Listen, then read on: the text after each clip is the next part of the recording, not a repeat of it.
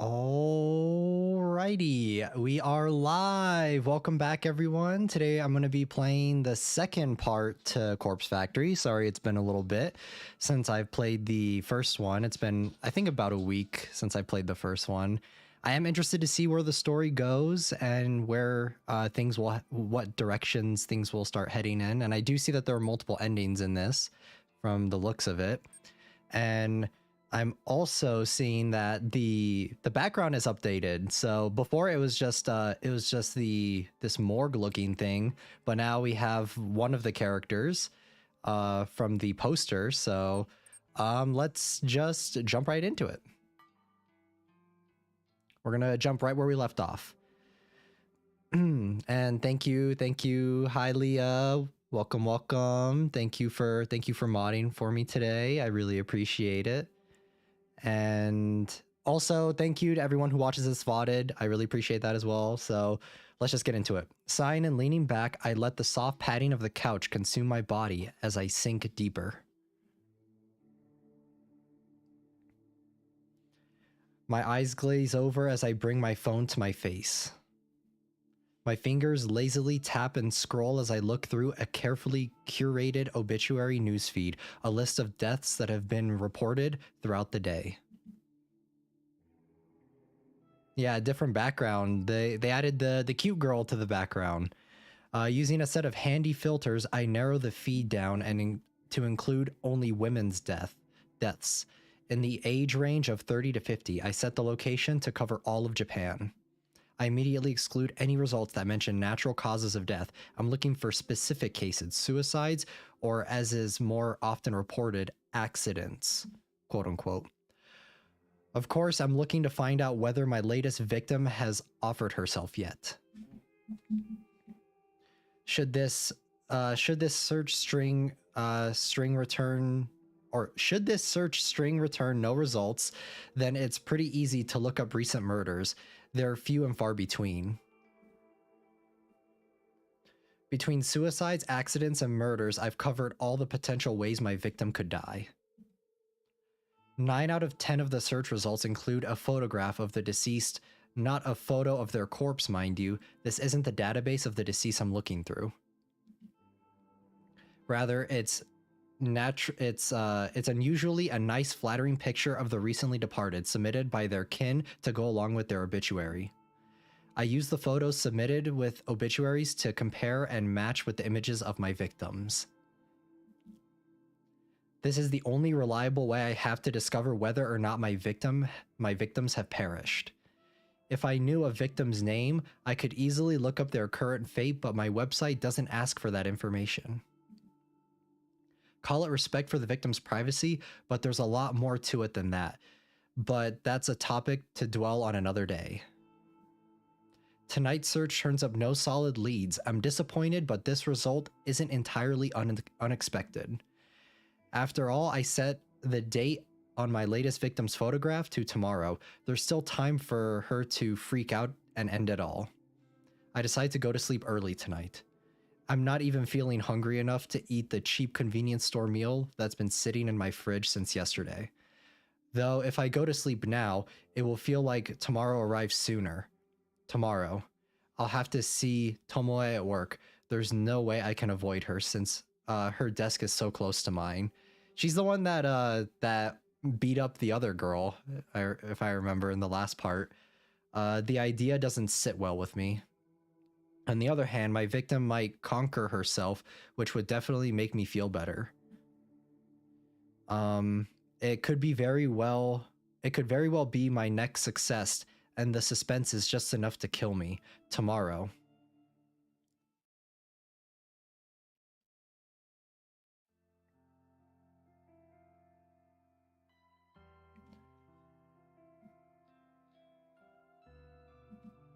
Oh, sorry. I might sneeze. Sorry. My bad. Okay, no, never mind. This is no good. I can't focus on my work while I'm starting at the top of Tomoe's head, popping up from behind a monitor a few desks away. Even my work playlist isn't inspiring me to pulverize the keyboard today. Normally, a blast of pure volume and shot of caffeine is enough to carry me to the greatest heights of productivity. I press a finger to my pursed lips, trying hard to regain my focus. I absentmindedly noticed that I missed the edge of my top lip when applying lipstick this morning. Yeah, I thought I was about to sneeze, but I didn't. It went away. Damn, I'm really out of sorts today. At least I managed to apply some extra blush to cover up my faint bruising on my face. I might have overdone it a little, but it's better than looking like I just stepped out of a boxing ring. Good morning, Noriko. Boy, have I got some neat news for you. Oh boy, it's Shinya. I'm so absorbed in my own thoughts that I barely register Shinya standing in front of my desk. Noriko? Excuse me? Noriko? Are you in there? Huh? She's so cute, man. Even though she's crazy, she's very cute. My eyes fixate on Shinya's goofy smile. I quickly remove my headphones.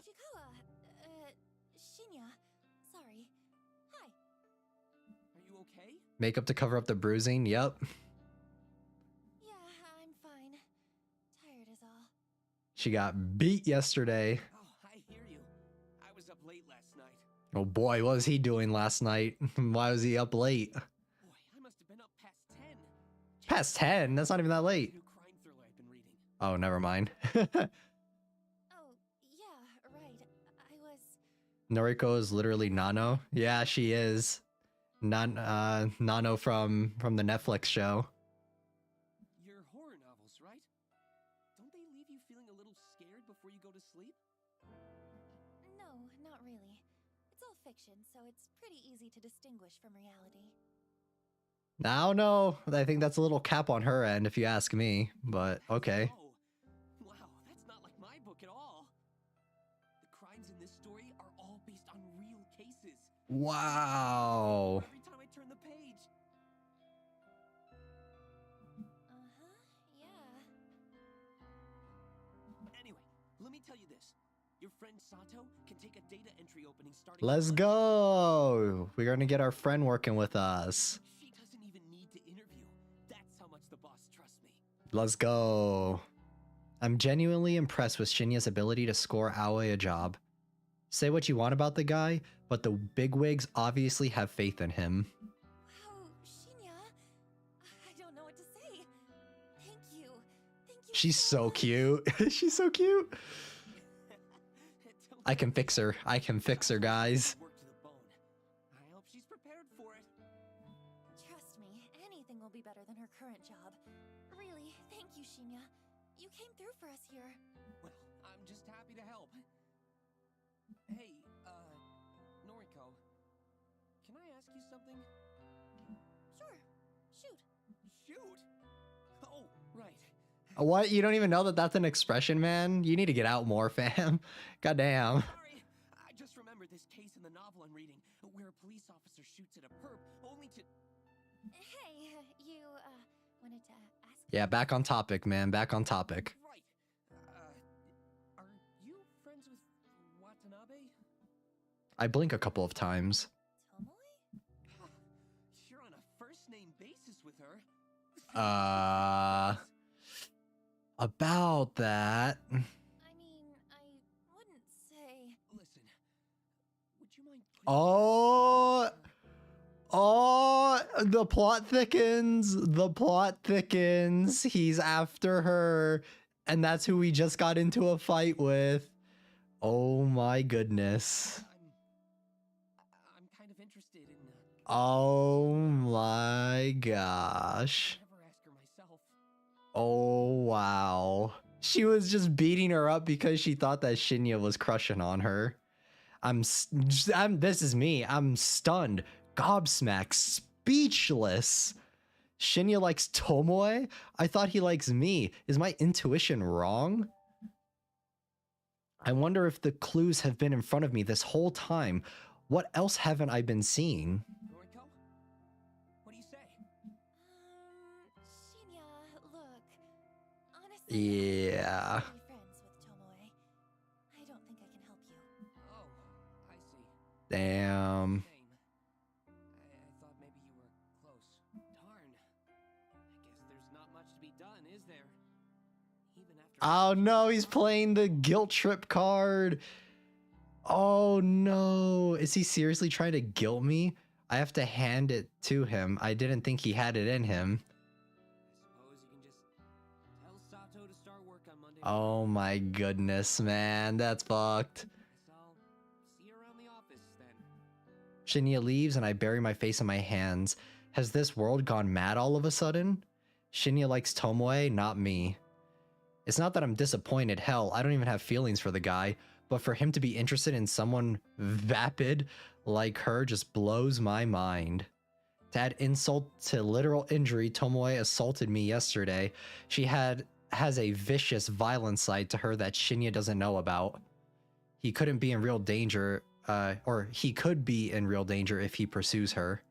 I'm completely unable to process what I should do. Shinya scored Aoi a job, and I'm truly thankful. Do I feel like I owe him one? Should I ask Tomoe out for him or warn him about her? I need to clear my head. I decide to step away from my desk and visit the restroom. Oh, are we gonna get to make a choice? Could the game audio be louder, please, Yuki? Yes, yes, yes.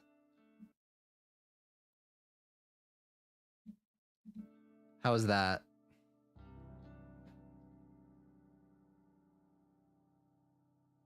Though I've no need to use the restroom, I enter a stall and lock the door behind me. Sitting on the toilet's closed lid, I lean back and exhale. I'm getting too caught up in office drama. That's what the issue is. It's unlike me. How's the audio now? Is it a little bit better?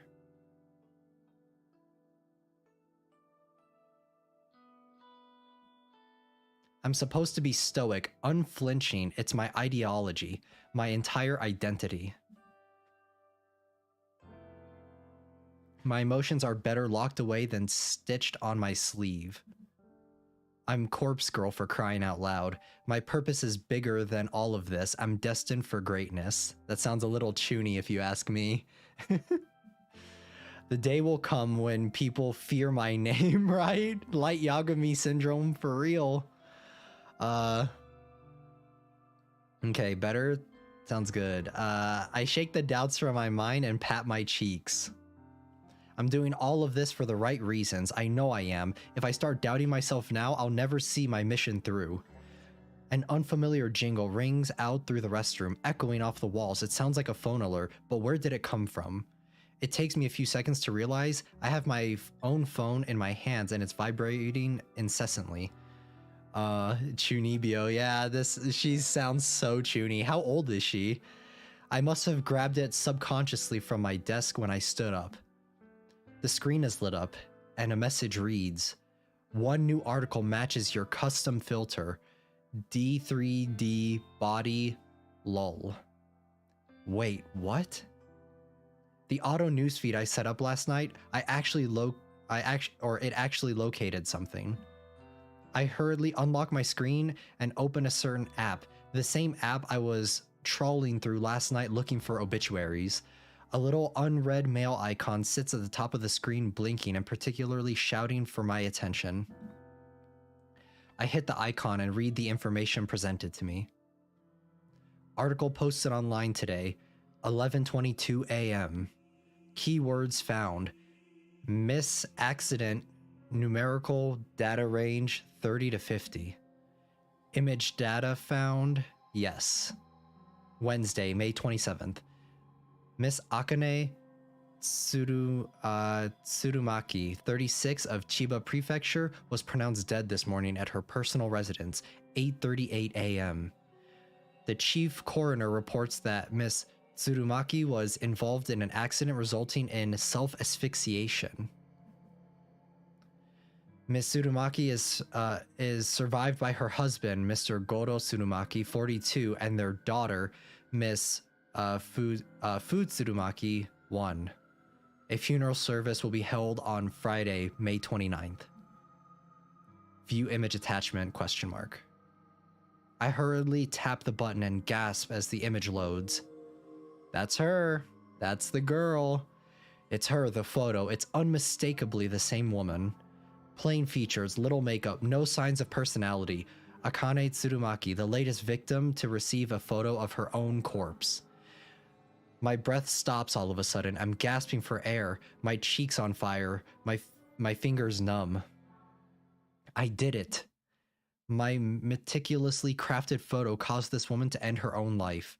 An accident resulting in self-asphyxiation, meaning she died by suicide, strangled herself, or held her own head down in the bath. The same girl, yeah, it's the same girl from the photo. The news never reports anything as a suicide. It's such a taboo topic in this culture. Everything is always an accident. All this time I've been trying to compel somebody to kill themselves. My corpse photos constantly becoming more and more elaborate, more and more convincing and realistic. And now somebody has died again because of me. Because of Corpse Girl. Oh no, it's gonna start going to her head now. I was right all along. I do possess power. I have the power to end lives through my work, my art. I've known it all this time and I've finally proven it.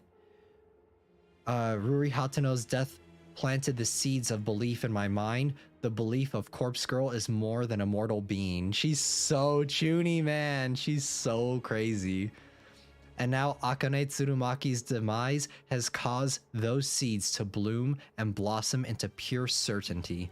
Corpse Girl truly can end lives. It's a wonderful revelation, and it relieves my turbulent mind. However, I can't get my fingers to scroll back up to reread the obituary.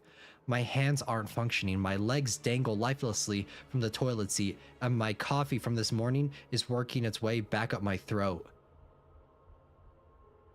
Why the toilet paper, the stalls look so big. Yeah, they do look a little strange. I feel a sting of tears in my eyes. Sweat trickles on my forehead, dripping down with uncharacteristically thick makeup. All of a sudden, I can't breathe. My lungs refuse to take in any more oxygen. I panic and fall forward, miraculously slamming my hands into the stall door to prevent my head from colliding with the floor. My nails scrape against the door's enamel paint, peeling chunks of green from the surface as I slide down, down and down, until my head rests uncomfortably on the damp tiles. Oh, she is crazy. She delulu. My eyes roll back and my tongue lolls out to the side of my mouth. What is happening? Dangerously close to the tiled floor, but that is nasty. That is real nasty, but completely out of my sight and mind. I taste foundation and blush, a little bit of sweat, then nothing at all, as the still air envelops my taste buds. My photo killed that woman. That woman killed herself because of my photo. My photo killed that woman. That woman killed herself because of my photo. My woman killed that photo of herself because that photo of the woman who killed herself in the photo. This sounds like a rhyme. My eyes begin to regain focus, and my stomach turns, heaves and shakes, and warm coffee spills from my lips as I try to smile but only manage to gurgle. This is so gross. On the restroom floor, no, yeah, what is she doing? The gritty paint underneath my fingernails has a rough texture that I don't like very much. I feel queasy and ecstatic at the same time. It's horribly wonderful feeling that I could do without. So much for stoic, unflinching Noriko. Remember stoic, unflinching Noriko? This is her, writhing on the bathroom floor, her lungs working once more, and her breath ragged and gasping, sucking in air like a mosquito sucks in blood.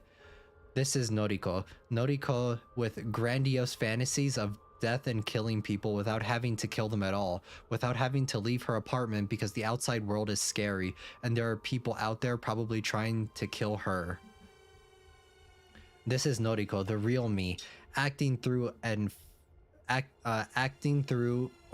tough and fearless when I'm crying on the inside, always sad, always miserable, always lying on the bathroom floor with my fists clenched and my phone resting in a puddle, and my life slowly spiraling out of control.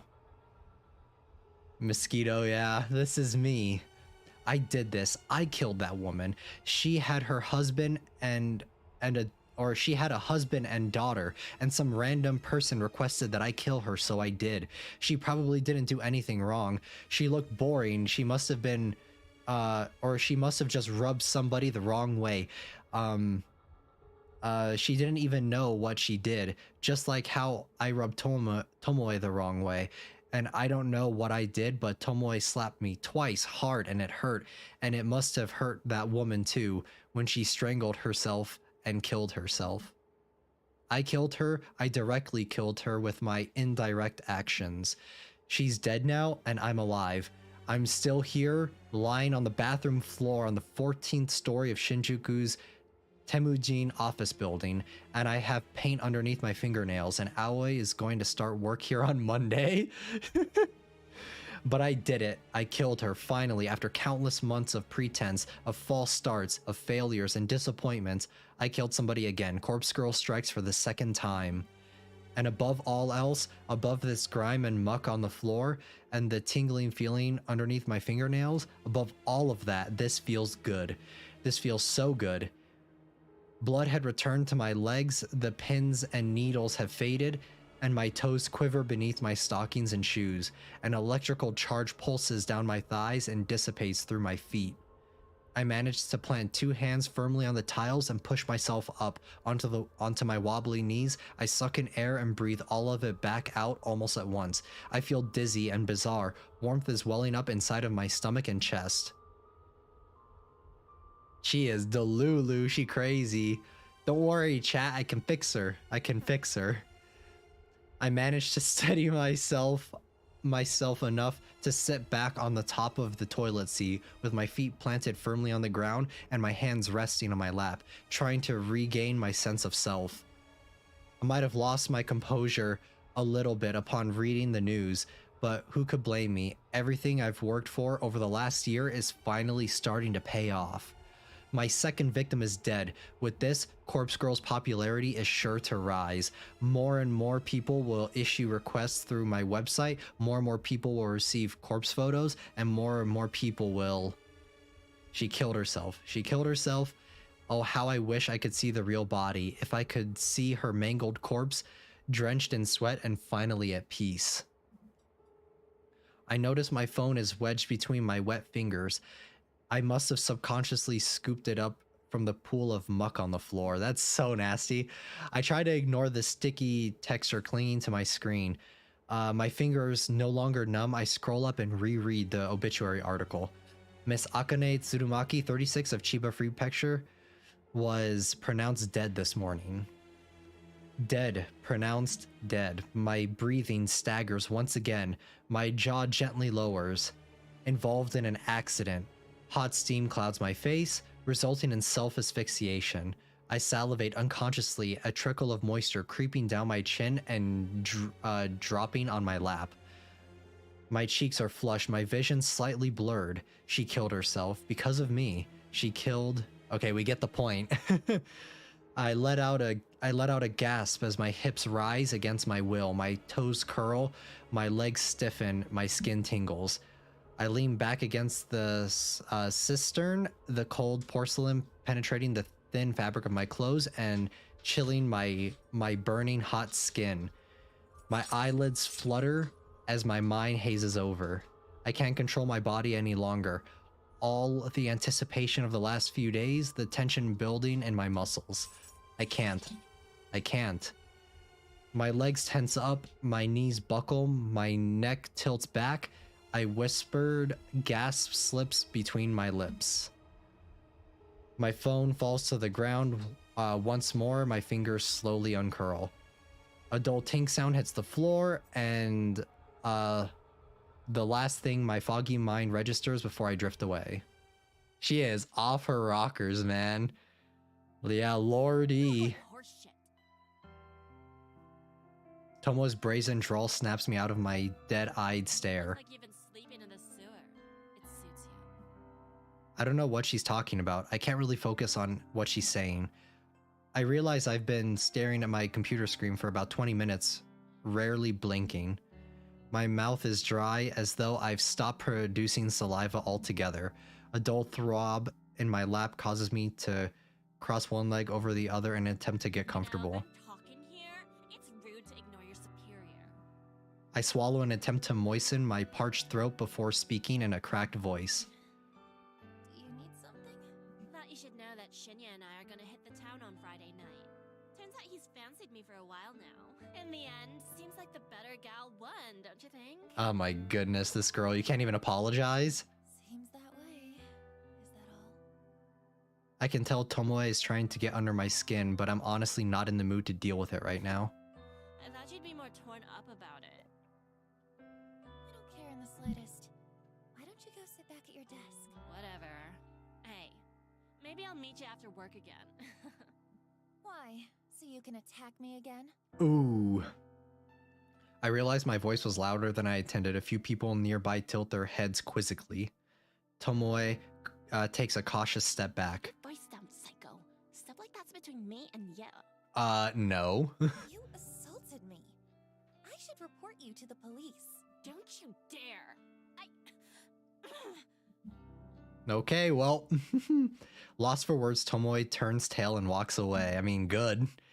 She can't even apologize. I sigh and lean back in my office chair. Why do I feel so exhausted? My mind flickers, piercing together fragments of memory from the bathroom a short while ago. That's right, I let myself get carried away in exhilaration of my success. I temporarily stepped away from my own body and let my basest instincts take over. But now I'm in control.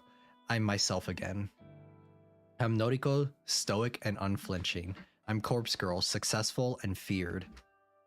I can kill people as easily as I can manipulate a photo. People like Tomoe should be scared of me. People like Tomoe shouldn't mess with me. I'm in control now.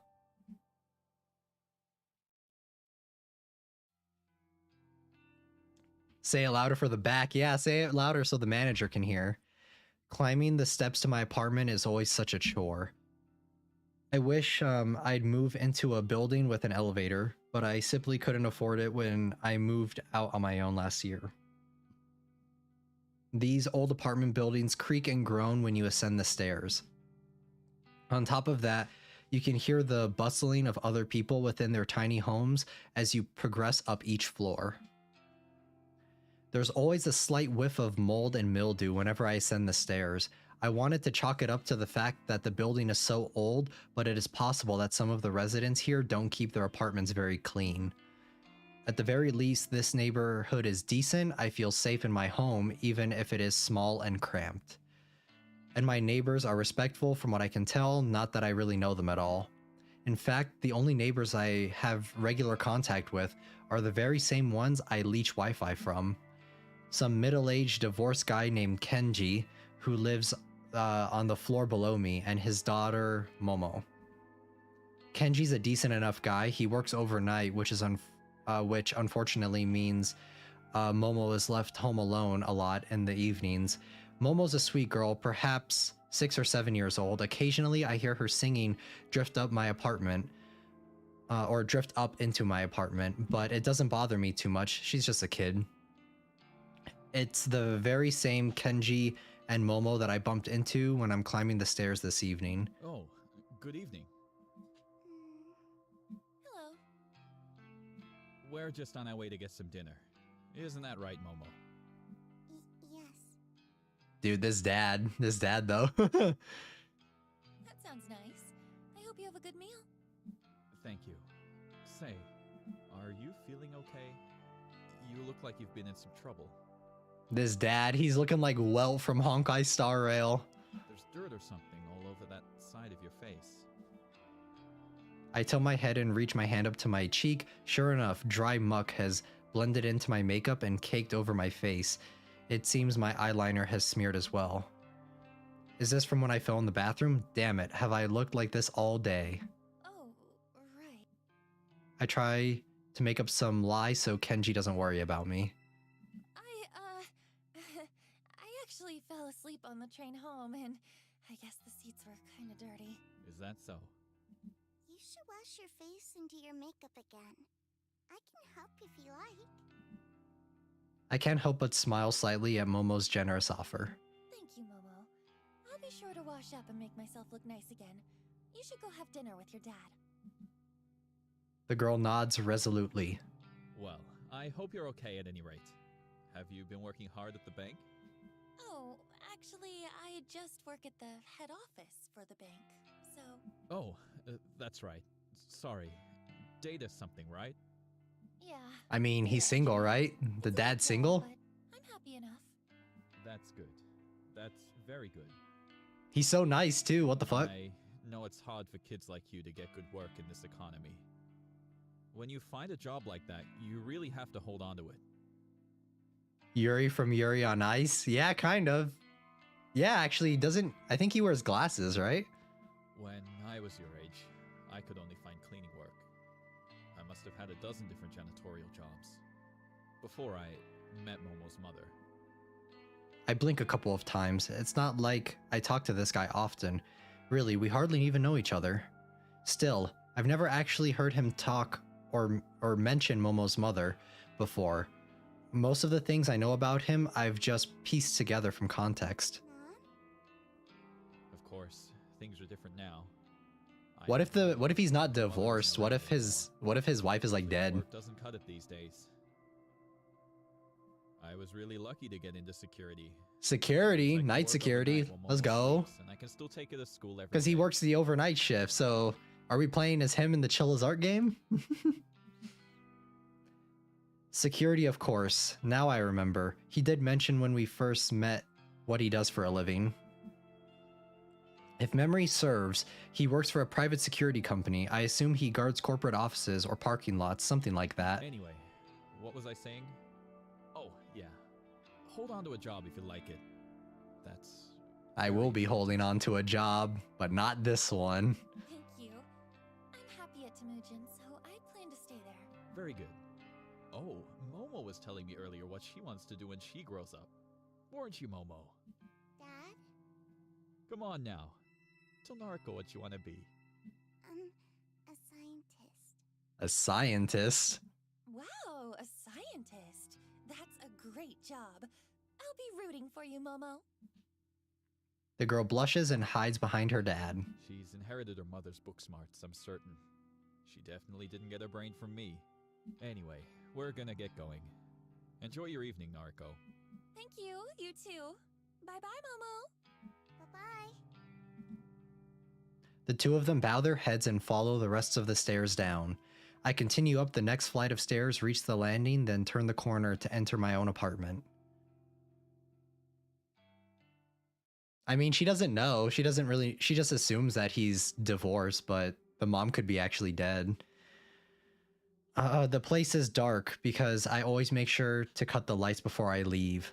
I can't afford to leave any electricity running. My rent chews through most of my salary as it is. I flick on the lights and feel relief as the living room illuminates. My faithful couch and TV emerge from the shadows, and I immediately feel at home. After throwing my keys and bag onto the coffee table, I slump down on the couch. What a day. I have an overwhelming urge to pull my laptop and check my website for new requests, but my body needs to, or my body's needs come first. I'm desperate for a hot shower. I'll need to cleanse my face, scrape the paint out from underneath my nails, and I'll definitely have to slip into a fresh set of underwear. Whatever happened in that bathroom today took its toll on my body and my clothes. I don't want to know. While the night is young, I can relax later. For now, it's time to start scrubbing.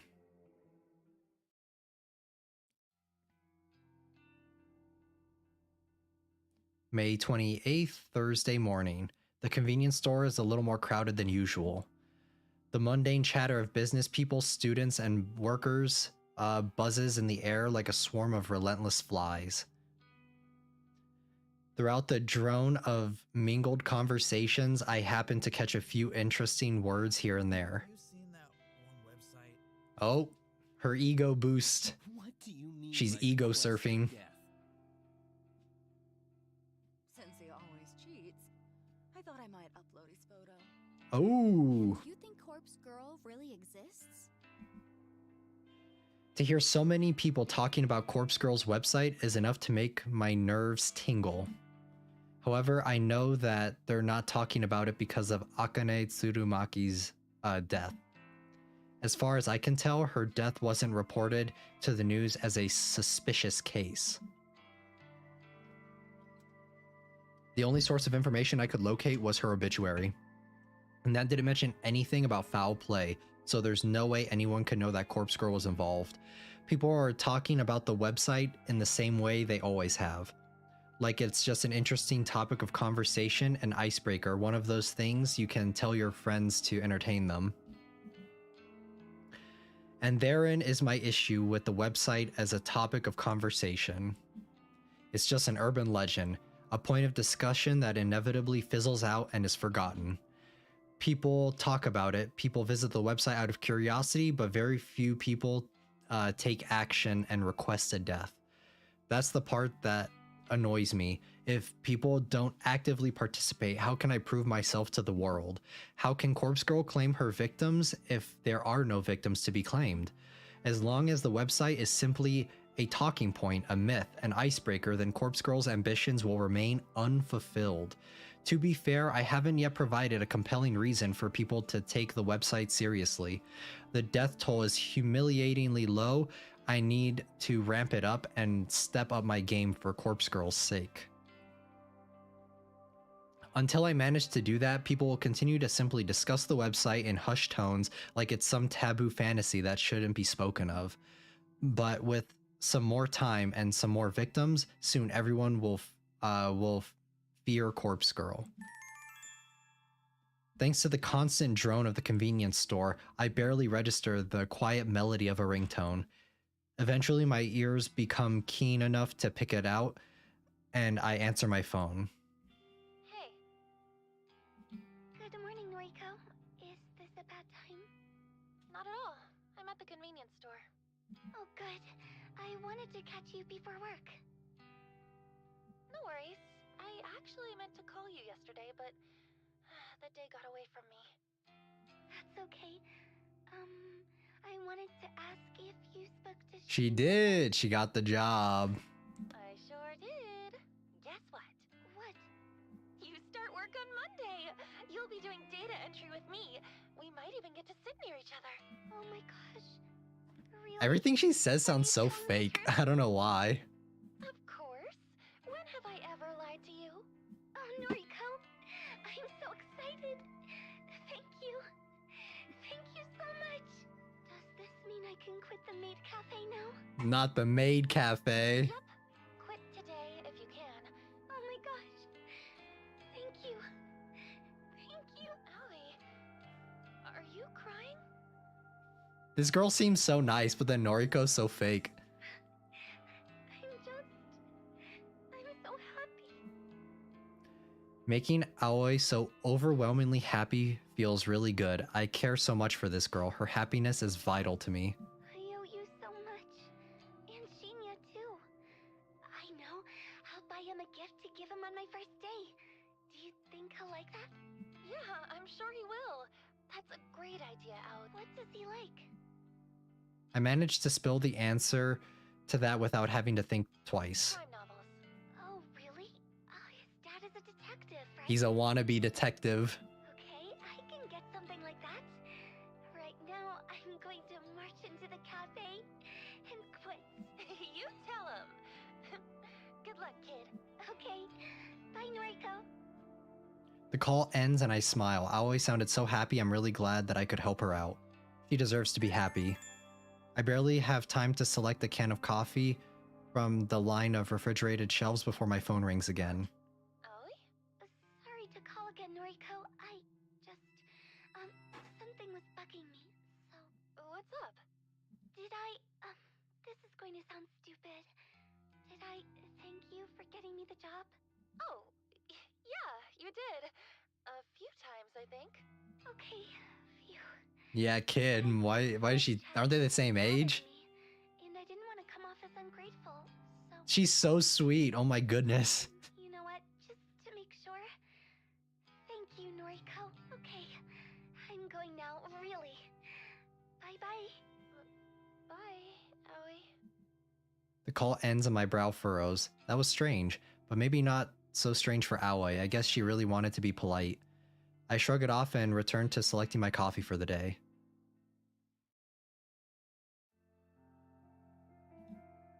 The office atmosphere is unusually somber when I exit the elevator. There are a few people around than normal. Some executives I rarely see on this level are hovering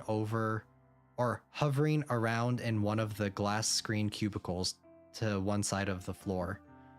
I spy Shinya standing at his desk, talking quietly on the phone. He's nodding and bowing a lot, despite the fact that whoever is on the other end of the call can't see him. I want to ask somebody what's going on, but nobody seems to notice me arriving. I shuffle my way to my desk and sit down. I spend some time looking over a spreadsheet of today's tasks. After going through it thoroughly, Shinya arrives in front of my desk, seemingly out of breath. Noriko, has anyone filled you Oh, No, what's going on? Why is half the office empty?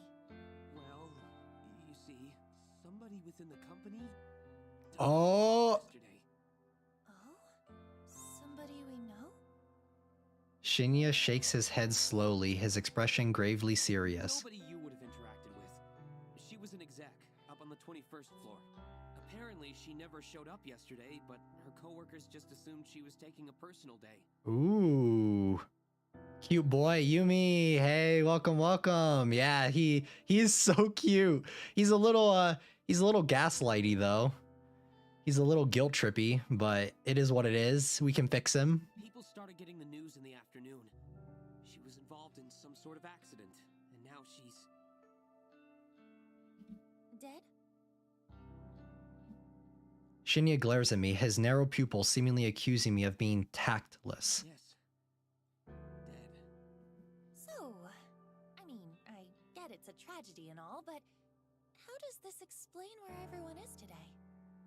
You should have received an email sent out... Is this a horror VN? Yes, yes it is. It's pretty interesting so far. I'm still waiting for it to pick up, but we're getting there. Basically, everyone is being... The premise of it is that if you put someone's name in a website, they get a picture of themselves dead, and then they end up that same way, or something like that. From what I gather so far. Seriously?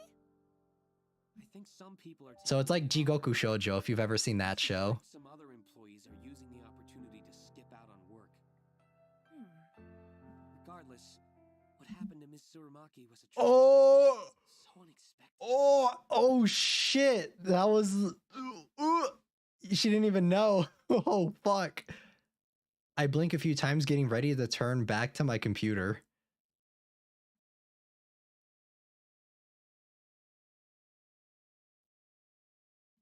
Wait, what was her name? That was the girl that she killed, right? Oh shit.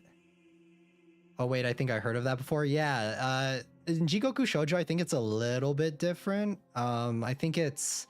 Is it a phone number or a phone call that you do? I don't remember which one it is for Jigoku Shoujo, but it's very, very similar to this. Huh? Ms. Tsurumaki. It should be in the email. She had a young daughter and everything. Oh, yeah. Akane Tsurumaki. Though I've never met her before, her face appears in my mind with startling clarity. Self-asphyxiation and accident. She worked here? I can scarcely believe it. It's true that this is a massive company with thousands of employees Japan-wide, but still. For her to work in the very same building as me, it's too coincidental. It doesn't feel right. Yeah, who submitted the photo then? Who submitted the photo for her? I should have gone through with killing... would I have gone through with killing her if I knew she worked in my building? This scenario creates more questions than answers. The person that requested her death, do they also work here? It would have been... Or it would have to be somebody who knows her well enough to want her dead. Odds are high that they work here as well. You okay? That is crazy. It's real. Now it's starting to pick up. I realize that I've been spacing out and I quickly turn back to Shinya. Yeah, sorry. Just thinking is all. Yeah, sorry, just thinking is all. Grief affects us all Or- in different ways, I think. Yeah, it's really starting to pick up. Well, grief affects us all in different ways, I The think. details for the counseling sessions are in the email. Be sure to take up the company's offer if you think it'll help. As for me, I think I'll be okay. Some quiet reflection on the matter should help clear my head. Sure, okay. Plus, I have a date with Tomoe to look forward to. So Yumi, what do you think of Noriko? I think she's cute, but she is nuts. She is so crazy, but her design, top tier. Ugh, yeah, that's what they say. Very well then. Do your best today, okay? Right. Shinya takes his leave and I let my shoulders slump. I killed someone from my office building, but I didn't know at that time. Could my involvement be traced? Noriko is fine. She is so cute. She is so cute. It's alright. We can fix her. We can fix her. No, I was careful to cover my tracks. I deleted the photos from my computer, discarded the burner phone SIM card, and trashed my phone, or trashed the phone itself. There's no way anyone would find out I was involved. The way she looked at me. I'm in the clear. I know I am. However, I sure would like to uncover the identity of the person who requested Tsurumaki's death. The thought that it could be someone I work with makes me way too curious. All right, we're detectiving now. Despite work being eventful this morning, the rest of the day passed quietly. Even Tomoe kept her distance from me. I wonder if I scared her off when I casually mentioned reporting her to the police. Not that I would have actually reported her. That would lead to the police getting mixed up in my life, and I really can't have that, considering my moonlighting occupation. Especially now that I know I have a connection to Tsurumaki. I brush my hair in front of the mirror in my bedroom. I remove my makeup and reveal the ever so faint bruise on my cheek, the fading token of my fight with Tomoe. Since tonight is rather cold, I decide to snuggle up under the covers in my bed with my laptop. I crawl into bed and pull the plush blankets over myself. The warmth and softness is immediately comforting, and I have to fight the urge to not fall asleep here and now. To keep myself awake, I check the requests on my website. I'm pleasantly surprised to find there are 2 new requests. 2 in one day. My heart begins to race, and I quickly open the messages.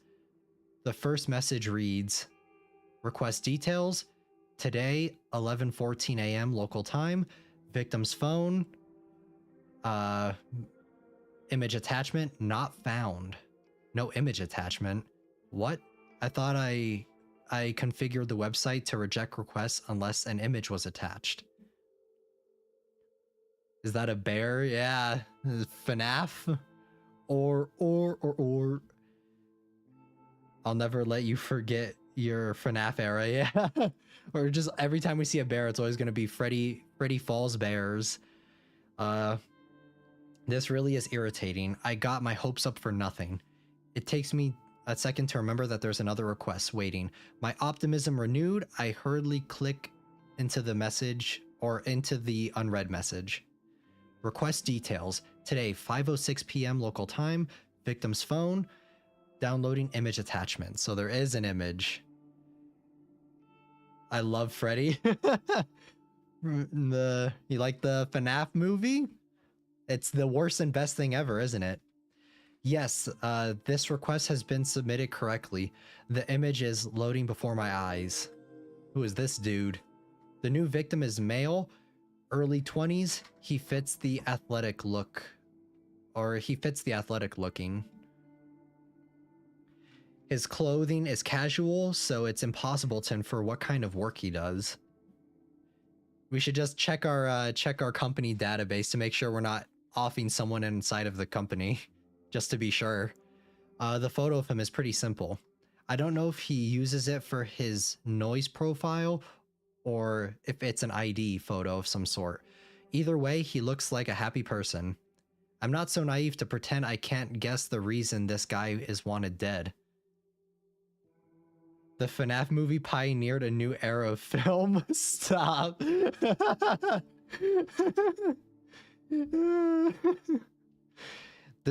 was a magnum opus. It was great. It was amazing. Perhaps an ex has submitted his details after a bad breakup, or a jealous sibling wants him out of the picture. People's motivations are purely selfish. Requesting the death of somebody is guaranteed to be motivated by self-interest. When Chica came on the screen. Which scene? Which scene is that? There are several scenes that Chica was on the screen. So why did somebody want Tsurumaki dead? She was so plain looking, so uninteresting. She didn't look like she was capable of even thinking about wronging somebody.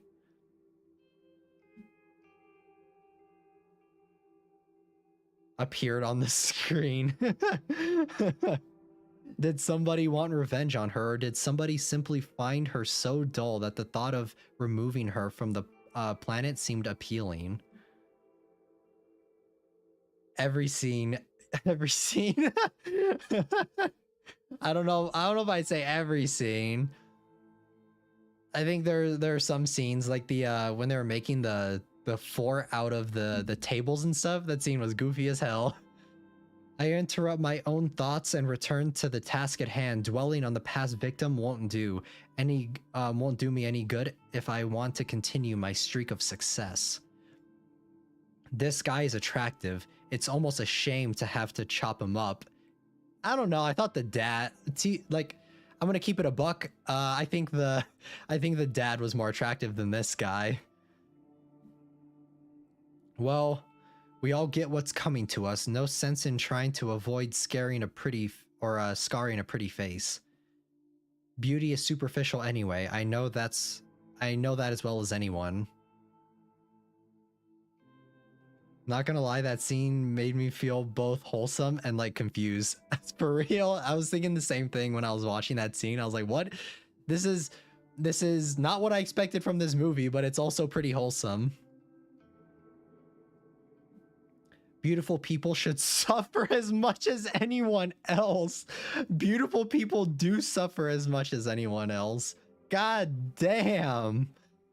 Holy shit. Take Aoi, for example. She's gorgeous, absolutely stunning, and definitely my type. Oh, her type, eh? But she suffers endlessly at the hands of cruel stalkers and patrons. For context, Yumi, Aoi, she works at a maid cafe, and one of the owners there is really really sus. He's really trying to casting couch Aoi. Goddamn text. Everyone suffers, beautiful or not. We all cop the crap we're dealt. So why fussing over a beautiful corpse? This guy or Aoi or even Tomoe on a good day. Beautiful people die the same way as an average person. Yeah, the best friend of the main girl, Aoi, she works at the maid cafe. Not the casting couch. Yeah, he's real sus. He's real sus.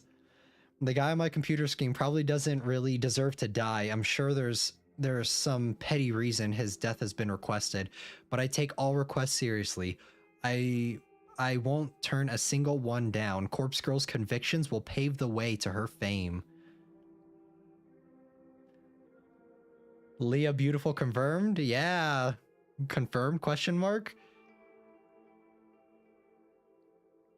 But I take all, or wait, I already said that. So with a smirk and a lick of my lips, not the lip or the lip licking, I get to work. I've got a nice clear photo here, so I can go all out on the request. Y'all arguing in the chat. I hit up the DD, the database of the deceased, and spend some time selecting a suitable base image. Yumi is beautiful. Yumi is very beautiful. I hesitate between choosing an image of a corpse with a knife in its throat or body soaking in a bloody bathtub with its wrist slit. Either image would do just fine, but I really want something special for this latest victim. After all, I have to top my last success, right? When will I see Yuki and Yumi made cos fan art? Ayo. No, Yuki is the definition of beauty. I don't know about that. I don't know about that one. Another 5 or 10 minutes pass until I gasp at coming across the perfect photo. Thanks to my clever use of tags and filters on the DD, this image matches my victim's description perfectly. I have to top my last success, geez, yeah. This girl's a little off her rockers. 20 to 30 years old, athletic build, male. The corpse's legs are severed below the knees. Bloody stumps leak their vital fluids from on high. The body is hanging from a set of power lines on suburban street. It's perfect, beautiful even. It even will help me create a beautiful death for a beautiful person. I still would. She can be fixed, guys. She can be fixed. She's a little yandere, but it's okay. I kind of have to question the story behind this photo. I wonder if the police ever investigated and discovered what happened to this sucker. Well, regardless, the phone line thing reminds me of Persona 4. Like this, the phone line, the body in the phone line reminds me of Persona 4. Because I think that was like the first death in Persona 4 as well. Well, regardless, this will serve my purpose. I download the highest resolution copy available and save it to my hard drive. My fingers trace along the computer's trackpad with practice movements, clicking, tapping, dragging at random intervals. The night carries on.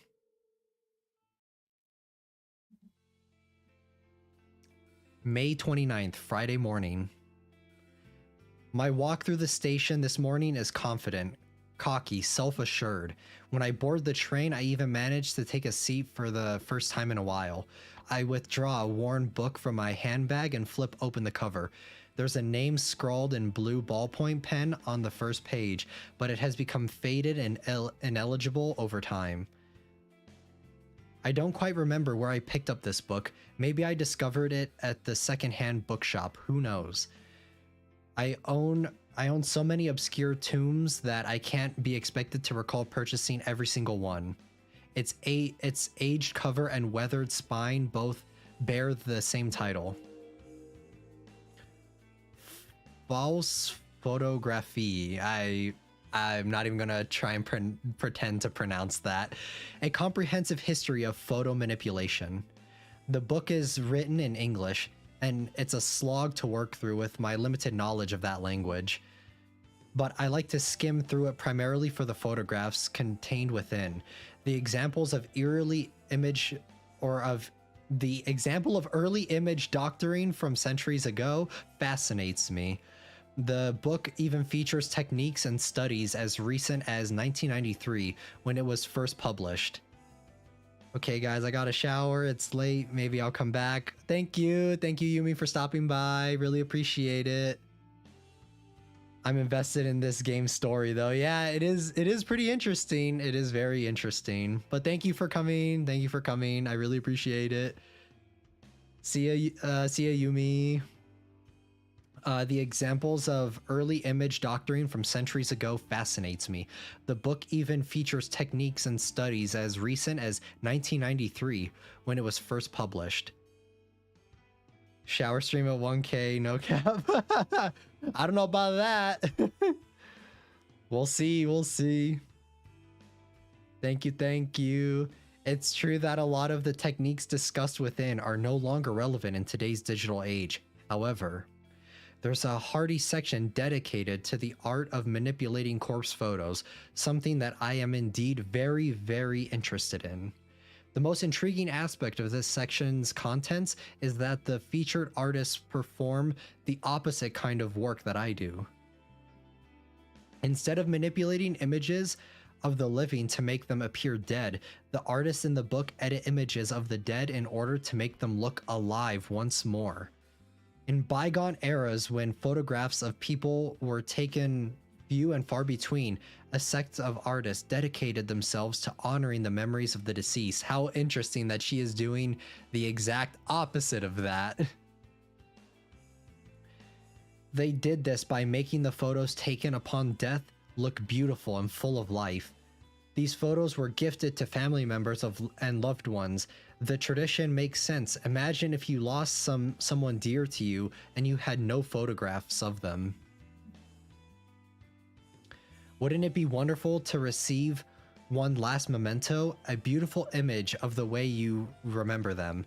Instead of using makeup to beautify a corpse, these artists applied paintbrush and pen directly to a photograph to seemingly bring the deceased back to life.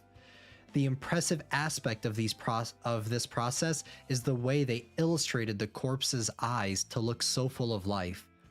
Even though it's a far cry from the work I do, I can't help but feel some sort of kinship with the artists discussed in this book. Surely we are cut from the same cloth. Just doing the opposite. Browsing through the images in this book inspires me to work hard on my own photo editing. Many of the pictures are in black and white, but to me, that only drives home how impressive these old techniques were. I finished flipping through a chapter and closed the book. I hold the tattered tomb close to my chest and breathe a sigh of satisfaction. The next station is Shinjuku. The doors on the right side will open. Please change here for the Chuo line, the Shonan Shinjuku line, the Saikyo line. I quickly stuff my book into my handbag and get ready to disembark the train.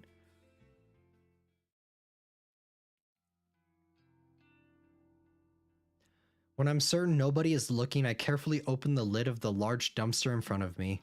The stench of rotten food and who knows what else assaults my senses, and I reflexively gag and splutter. The staff at the convenience store really need to seal their trash in plastic bags before tossing it in here. Ugh, this is disgusting. I have to stop doing this. I mean, then she needs to stop doing her moonlighting. Her moonlighting occupation. The raised open lid locks into place at a 45-degree angle, allowing my now free hands to retrieve a small black object from my handbag. It's a flip phone, a cheap plastic thing with a shiny charcoal finish. I open it up and tap on the retro tactile keys, confirming that I've completely deleted all sent messages and photos. Nodding to myself, satisfied that I covered up my tracks, I eject the battery from the back of the casing and toss it into the dumpster. I then snap the phone in half, along with the hinge separating the screen from the keypad. The screen crunches into pieces with a gratifying ksh underneath my shoes, and I retrieve the smashed parts from the asphalt, careful not to prick my finger on the sharp glass. With hardly a glance, I unceremoniously launch the broken parts of the phone into the dumpster. No evidence. Yeah, she's getting rid of the evidence. I clap my hands together and dust them off, then shut the dumpster lid and hurry away. I slide between the brick wall of the convenience store and a narrow metal railing intended to keep people like me away from the dumpsters. Now in front of the convenience store, I finally feel I can breathe deeply without fear of inhaling the toxic contents of the dumpster. I let my lungs take their fill before nonchalantly crossing the street. That takes care of my latest burner phone. Before leaving the office building, I cracked the SIM card in half and disposed of it in the combustible trash. Now with the phone itself destroyed and discarded at a different location, my mind is at ease. All right, I'm gonna take a water break.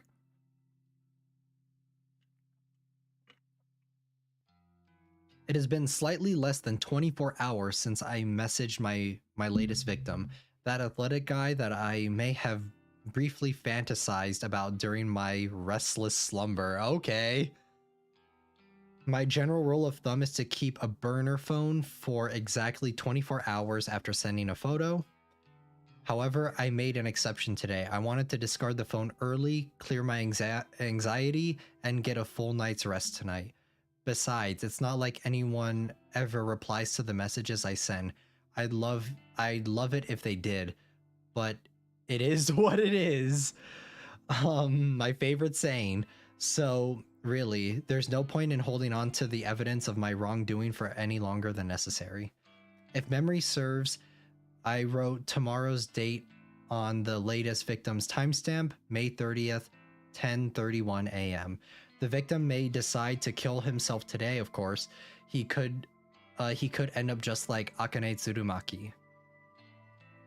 But if he's anything like her, he'll hold out until just a few hours before the designated time. He'll let the panic and fear boil and build inside him until he just can't take it anymore. Or someone else will come along and end it all for him. I can't be sure. I still don't know what happened to Ruri Hatano. Did she kill herself, or did someone else snuff out her life? Either way, I'll start researching obituaries tomorrow. I'm confident that this will be another successful request. If it is, I'll truly be on a winning streak. With butterflies in my stomach, I cross the road.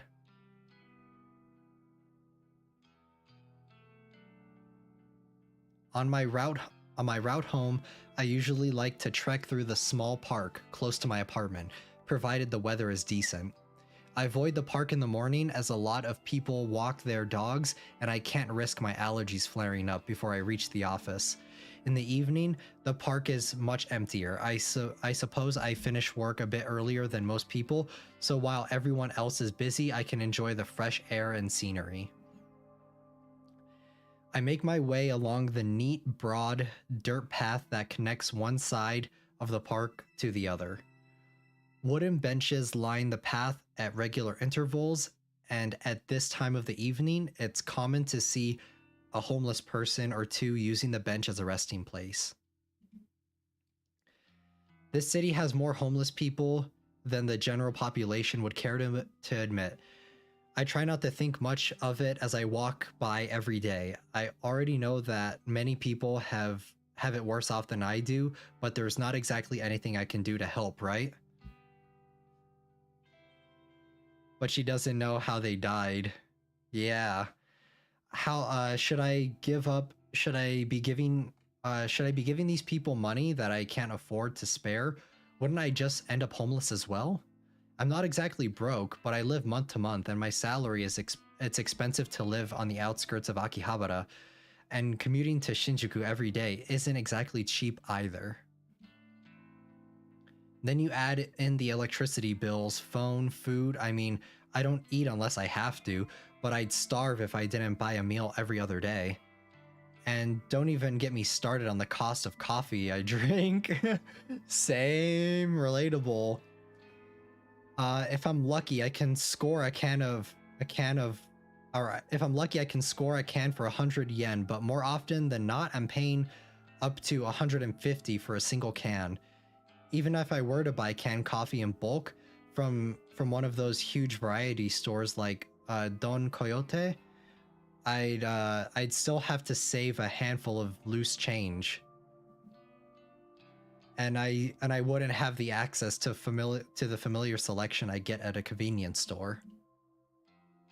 I'm just thankful that I don't go out for drinks after work like most of my colleagues. If I had to buy a few rounds of beer every week, my bank account would definitely dry up. By avoiding that kind of group outing, not only do I save money, but I'm also not forced to spend more time around people. It's a win-win situation. Realizing I'm trudging along the path at a snail's pace, I tell myself to speed up my gait. Toward the exit of the park, the silhouettes of two people on a bench come into view. The sound of laughter carries onto the wind, and I can't help but feel like I've heard those voices before. As I draw closer, a sinking sensation clutches at my stomach. I immediately get the urge to turn around, but I'm so close to home. Oh no! Fancy seeing her here. Oh no. Noriko's here. Tomoe and Shinya. Tomoe glares and flips her long hair behind her ear with a shit-eating grin on her face. Shinya looks kind of out of place outside of the office. His face is filtered by an especially uncomfortable expression. I start to wonder why these two are here, but then I recall that Tomoe did mention they were going out on a date on Friday night. The plot thickens. I suppose it's just my bad luck that I would run into them on the way home, though. What are they doing here in Akihabara? I assume that Tomoe came here on purpose just to spite me. On your way home? Uh-huh. How's your, Date. We're having a blast, right, Chen? Yes, of course. A great time. Why does that sound so unenthusiastic?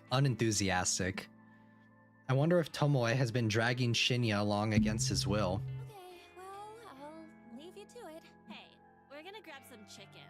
Why don't you come with us? Chicken, that sounds good. No thanks.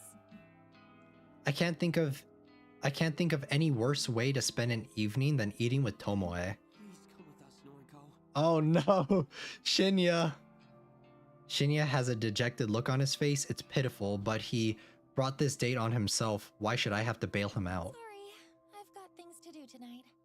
Are you sure you're not just avoiding eating? Afraid to gain a bit of fat? I honestly don't know what to say to that. Say, Shin, you ever seen Noriko eat anything? Well, now that you mention it, she never seems to eat at the office. We're skinny. We're super skinny.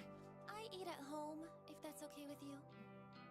It's not completely a lie. Sometimes I eat at home, sometimes I don't eat at all. Come on, come get some chicken with us. You can throw it back up or whatever afterwards if it makes What? Why is this girl so weird? She's starting to get on my nerves, I swear. She tries to identify my flaws and insecurities just so that she can rub them in my face. Tomoe, you're not being very nice to Noriko. Aren't you two supposed to be friends? We're besties. Uh. Shit to each other, right, Noriko? Right. Huh. Fascinating. Anyway, I'm going now. See you on Monday. Okay. See you then. Buzzkill. She's such a drag. I let Tomoe's words hang in the air as I walk past her. I'm pretty annoyed that she dragged Shinya all the way here just to taunt me. Is this her good, or is this her idea of a good date? Does she care about Shinya at all, or is this whole thing just to annoy me? Tomoe dating Shinya doesn't even get under my skin. I don't have any feelings for him at all. What does get on my nerves is simply the fact that Tomoe is trying so hard to get on my nerves. Of course, it wouldn't be fair if I could carry on my way home without one final interruption. Tomoe calls out to me again. Your friend Aoi is gonna start work with us on Monday, yeah? How fun! I can't wait to meet a friend of Noriko's. I grimace. I suppose Shinya told her about that. I turn back to face them both. Don't even think about messing with Aoi. That girl has dealt with enough crap at her last job. Oh. Want to hear the voices better? The game volume a little bit louder? Sure thing. Actually, let me see. Can I save? Let me save and let me actually turn the voices up. Okay, or actually I think I might be able to do it from the options. Voice volume, I'm going to turn that all the way up.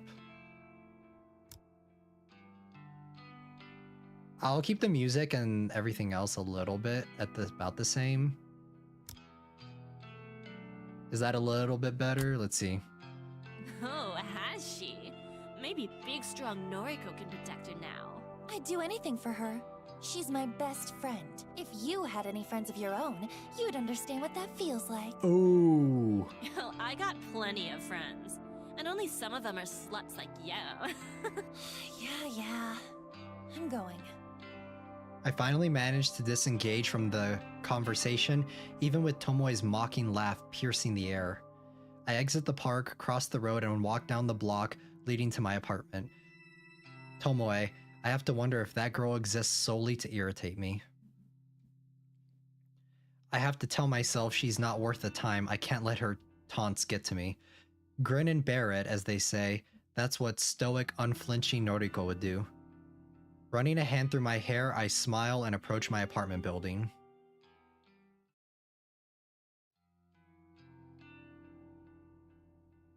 Alright, May 30th, Saturday afternoon. I spend all morning trying to unsuccessfully calm my nerves. I'm anxious about finding out whether my latest victim has perished. It's afternoon now, so the time written on his photo has passed. If my work was successful, I should know soon enough. I've already set up the obituary news alert on my phone to keep me informed. Instead of sitting at home all day and waiting for my phone to go off, I decide to visit an old favorite hangout. Wait till someone puts her name into the Corpse Girl website. Yeah, I think that would be a little too close to her, I think, though. Public libraries don't get the credit they deserve in this age. They're quiet, calm, soothing. I can sit there for hours for free and just get lost in different worlds. Plus, they always carry works by my favorite authors. Sometimes the librarians are even kind enough to recommend titles that that might fit my taste. I don't feel judged here. Nobody looks at me and mocks my clothing or my makeup. I think she looks cute, but that's just me. Nobody looks at me and asks if I've had enough to eat lately. Nobody makes fun of me, that lonely girl in the corner reading Lovecraft and calmly stroking her hair. Every so often I put my book aside and check my phone out of habit. Still no alerts. Have I miscalculated something? Did my latest photo not look convincing or damning enough to inspire suicide or murder? I find myself growing increasingly anxious and impatient. Cthulhu, huh? Oh, who is this guy? I blink twice and look up at the strange man standing over me. Huh? Sauce. Didn't mean to interrupt. Notice you're reading Lovecraft. Huh. In Japanese, too. Didn't know this book had been This guy's voice is translated. pretty nice. Yeah. My English isn't great, so I read the translated versions. That's mad. Do they translate esoteric names? Can't imagine Cthulhu being easy to write in kanji. Well, it's written in katakana, so... Of course. Kojiro. Kojiro, eh? Another dude. The man extends his hand and I can't tell if he wants me to shake it or pass him my book. What? I'm Kojiro. You? Noriko. Kurosawa. He says suz. I think he said like saws, like sorry. Nice. Just Kojiro for me. No last name. That's a bit of a red flag. You don't have a last name? Used to. Lost it. Fire, you know. I'm just Kojiro now. This guy is weird. His clothes smell like they've been stashed in the back of a closet for a decade or two. His face is unshaven, and his eyes are scarily clear and focused, despite being masked by a pair of thick glasses. Didn't mean to keep you. Soz again. I'm looking for Nobel Sinclair. He around you? Huh? I mean, I don't know. Who? Writer guy? Did that book about befriending the dead?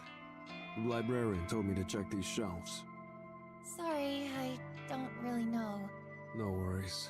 I'll find him. You know, you look like the type who'd enjoy his books. Not to judge you by your cover. This guy, he's so weird but interesting. Need a strong stomach, though. Messed up shit. As much as I hate to admit it, this stranger has captured my interest. How messed up are we talking? Well, His first book describes dressing up corpses, taking them to dinner. Goal What is the to fuck? not get caught out. Bad, right? Like something out of that American movie.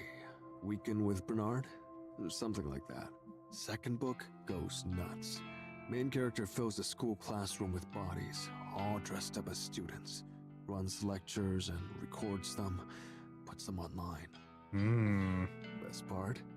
No one can figure out if these books are fiction. I mean, I think it's pretty easy to tell if these books are fiction or not. I would hope they're fiction. Sinclair actually did these things. Says he's doing time now, writing these books as a confession. Interesting. She's What? fascinated. It's deranged. The crazy Makes for girl's good bedtime fascinated. reading. Makes for good bedtime reading. Okay, that's I don't know about that one. Huh. You a noise? Well, of course you are. Wow, geez, nice to assume. Yeah. You? Yeah, at Koji Koji. Add me if you like. We can talk shop. Hey, I like that phrase. We can talk shop. I'm gonna find Obel. Wish me luck. Damn, this guy's kind of got riz, doesn't he? He's kind of got the riz. He's got the riz. I don't know what it is. And he's mysterious too. He's got that mysterious vibe. And without so much as a glance back at me, the man walks away. I try to return to my reading, but that whole conversation just replays in the back of my head. What a bizarre encounter. Maybe I'll just head home for the day. Being here has helped me calm down, but I'm still eagerly anticipating the fate of my victim. We can do more at bedtime if you want. Yeah, right, for this guy. I think if he shaved, he'd be pretty hot. Besides, I have to admit that I'm growing a little bit hungry. Maybe onigiri, a rice ball from the convenience store, will tide me over until tomorrow.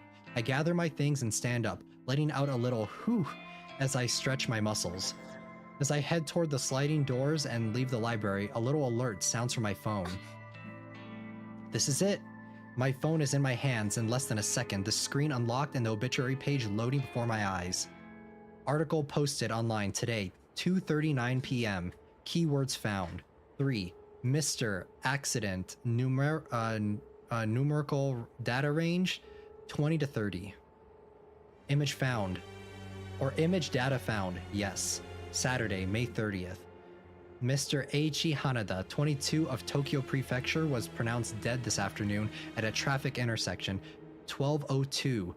Coroner's office reports that Mr. Hanada was involved in a traffic accident. No other casualties have been reported. Mr. Hanada is survived by his fiancée, who wishes to remain anonymous.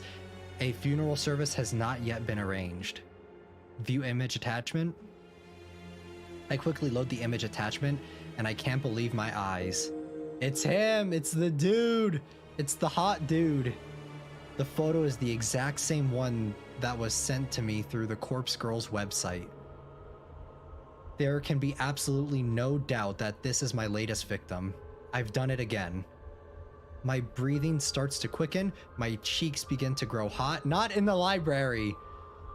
I know from experience that if I don't get somewhere private and quickly, I may very well make a fool of myself in public, you think? I quickly glance around the library for a sign pointing to a restroom. As soon as my eyes settle on it, I dash toward it, swerving between bookshelves and through narrow aisles. There's one door for a unisex bathroom, not the bathroom again, an unremarkable beige portal that the muscles in my thighs are tightening and I squirm as I reach the door. My hand grasps the cool metal handle and presses down only to be met with immovable resistance. It's locked. There's no sign on the door. A notice that I completely ignored my haste. Closed for cleaning. Shit. This girl, man, she needs help. I curse despite my best efforts to keep low profile. My head turns frantically, looking for somewhere, anywhere, that I can sit down and remain out of sight while my body reacts erratically to my latest success. Oh, you busted? This dude! This guy again. I No! need to use the restroom. I can't with this shit, man. I hope he can't tell that the expression on my face is not one of desperation to use the facilities. To my surprise, Kojiro strides up to the restroom door and begins to slam his fist against it. What the fuck? Hey, cleaning time is over. Get out of there. I hear a panicked yelp from within. Kojiro's commanding voice was more than a little intimidating. Bustin'? Within seconds, and a terrified old woman emerges. She wheels her cleaning trolley around us, bows quickly, and disappears from sight. All yours. About to hold it. This guy, man, is he the one in the poster or in the in my thumbnail? Thanks. This girl, she needs help, man. She's crazy. She's so crazy. No, I dash past Kojiro. Unable to believe what is happening here, I slam the door behind me and slip into a cubicle. As soon as I sit atop the toilet's closed lid, my legs begin to shake uncontrollably as I have to lean backward to steady myself. Eiichi Hanada is dead, killed in a traffic accident. That could mean anything, but I'm willing to bet that I caused his death. After seeing the photo of his dismembered corpse, he might have purposefully crashed his car. Or perhaps someone else rammed his vehicle, intent on murdering him on behalf of Corpse Girl. I still don't know how my powers work. She's so chuny. She is so chuny.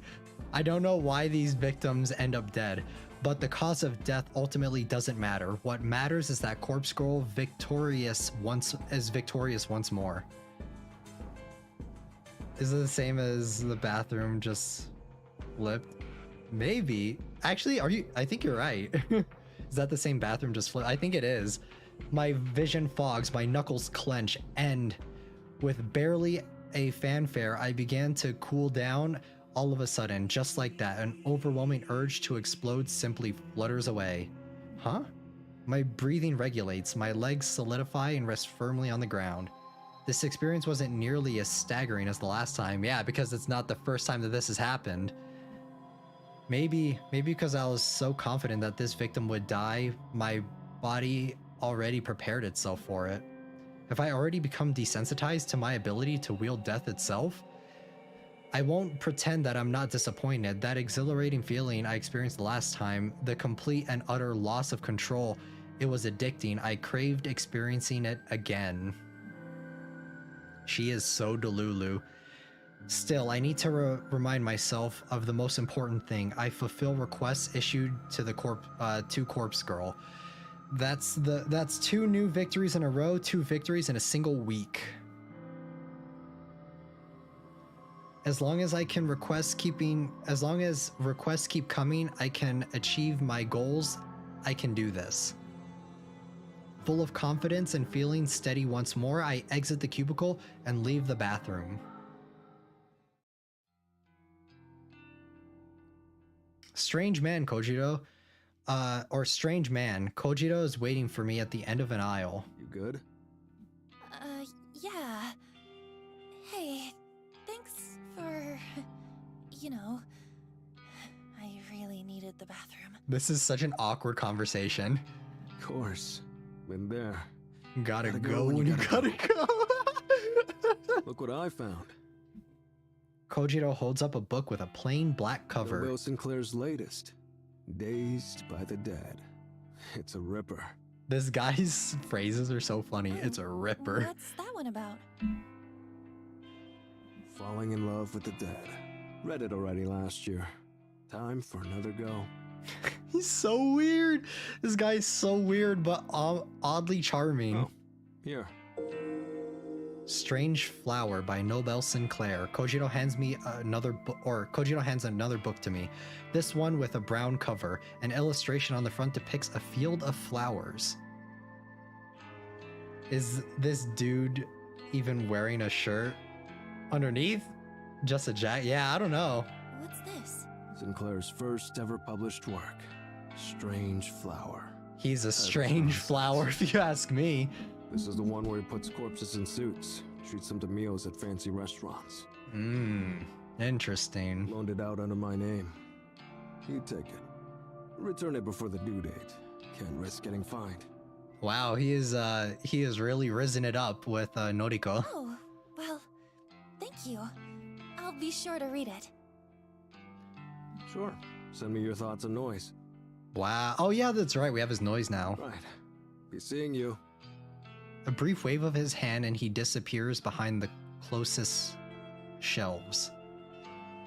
I can't really get over how peculiar he is, but he certainly is making an effort to be friendly. I turn the heavy book over in my hands and look inside. The front cover for a publication date. 2009. It's actually not that old. Definitely not as old as the fiction I normally consume. I shrug and hoist the bulky tome under my arm, then make for the library's exit.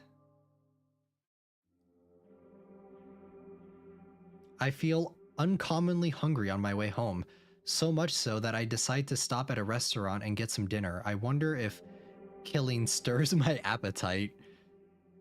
I often pass this establishment when I exit the train station in Akihabara. It's an old venue that serves traditional Japanese food as well as popular Western dishes. It's a family-style diner, right? To say that I've always been curious about eating here would be accurate. I've been working hard lately, achieving my goals. I can afford to treat myself to a cooked meal, right? Why do I find it so hard to justify that? Yeah, why do you? Shouldn't eating good just be a normal? I'm even going to eat at a booth tonight, another rarity for me. A waitress guides me to an empty booth and I slide in before looking at the menu. The house specialty, according to the menu in my hands, is grilled eel. That's good. Too bad it's not a favorite of hers. In fact, seafood of any variety doesn't sit well in my stomach. I decide to pass on the specials and order something I know I can digest. Omuraisu sounds good. I used to eat it a lot as a kid. Omelette rice and ketchup, what's not to like? Plus, it's only 700 yen before tax. The waitress returns to take my order and I confidently point out what I'd like. She offers me a smile and hurries off to the next table. Perhaps my recent victory streak has given my courage a boost, because I hardly feel awkward or anxious sitting here, surrounded by people eating and drinking on all sides. I'm somewhat calm and at ease amidst the hustle and bustle of the restaurant. I almost feel like it might be nice to have company. A friend perhaps, Aoi, or even Shinya might be nice to talk to and pass time with. Oh well, in a way, I do have some company. I retrieve a book from my handbag, the very same book Kojiro lent to me. I open it up to the first chapter. Strange Flower, an odd, apparently meaningless title. Still, it comes highly recommended by an eccentric stranger, so it must be good. My meal arrives when I'm a few pages into the book, and I thank the waitress and look at the omu rice before me. It smells good and presented beautifully. I can probably eat at least a quarter of this portion without feeling ill. Only a quarter? That's not that much. I pick up a spoon and slice through the middle of the omu rice, causing a puff of steam to billow up. Throwing caution to the wind, I scoop up a good amount and bring it to my mouth. It's delicious. There's no other words to describe it. The convenience store meals I normally eat can't even compare to something like this. The egg is soft, the rice is fluffy, and there is just enough ketchup along the top. I take a second mouthful, then a third. I can't help but giggle a little at the thought of myself sitting here eating like a normal person. All the people around me probably think I'm a normal person too. Just a girl sitting at a restaurant eating her dinner. Another quiet giggle escapes my lips and I gently dab my mouth with a napkin. I don't know if giggling to yourself like that is normal, but I set my spoon to the side and return to the book in front of me. The author of this work certainly is interesting. Nobel Sinclair, according to the bio inside the front cover, he moved to Japan from overseas at a young age. The book was written originally in Japanese. It's not a translation, but even so, the writing style is quite unusual. I can't quite put my finger on what it is so strange about it. Maybe it's the lack of complex kanji used throughout. Everything is written rather simply in hiragana, almost like the intended audience is elementary school kids. But that can't be right. The themes contained within are truly disturbing. Maybe the author doesn't have the greatest comprehension of writing in Japanese. It's true that a lot of adults have trouble with complex kanji, professional authors, though not so much. Anyway, it's not like it matters too much. The book is interesting enough to keep me turning pages. I must be completely absorbed in reading, because before I know it, a waitress politely letting me know that the restaurant is closing soon. Damn, so she was here for a minute. I nod and look at the plate of omu rice still in front of me. The meal has gone cold and I only ate 3 bites of it. Still, I'm feeling full now and I really enjoyed what I did eat. I don't even feel any added weight on my hips as I get to my feet. That's definitely a positive thing. I stretch my arms and legs, put my book in my bag, and offer the waitress some money along with the bill.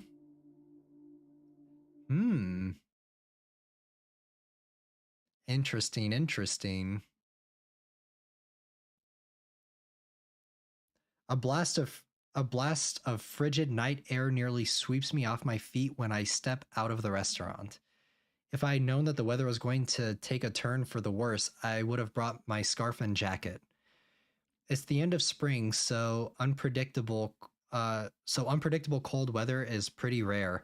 I guess I can't be blamed for not bundling up. Anyway, it's not raining and I'm close to home, so it shouldn't be a problem. I head down the street and watch a few shop owners closing their stores for the night. They don't pay me any mind as I wander by. My phone bursts to life and rings out in a quiet night air. I grab it and press it close to my ear for warmth. Hello? Aoi? Noriko? Hello? Is this a bad time? No, I'm just walking home. You're out at this time of night? That's not like you. Damn, she knows us so well. I stopped somewhere to eat. What's up? You stopped to eat? Say, about the new job. What is it? I spoke to the manager at the maid cafe. What? He said I can't quit. What? What do you mean you can't quit? Then just don't show up. He said that? Oh, well, it's not up to him. You have every right to quit. Did you tell him you've landed a new job? Yes, I told him. But he said he spent so much time and money training me that if I quit now, he'll treat it as stealing from the company and he'll call the police. What? Oh, what a load of crap. Hang on. Are you at the cafe now? Yes, I just finished my shift. I'll be right there. I'm only a minute away anyway. I'm going to give your manager a piece of my mind. No, Noriko, you can't. What? Just watch me. I'll be right there. She's got balls. In the end, despite Aoi's objections, I can't believe how furious I am. Aoi finally has an escape route from that god-awful job, and now the manager won't let her quit. That has to be illegal. I've never met her manager, but I can just imagine his type. A self-important, wretched, greedy pig thinks he's the king of the world because he runs a shady maid cafe in the back streets. Well, I won't stand for it. People like him are the ones that should be reported to Corpse Girl's website. I'd love to target victims like that. I change direction and take up a running pace. The cool air against my face is kind of nice now that my body is warming up a little.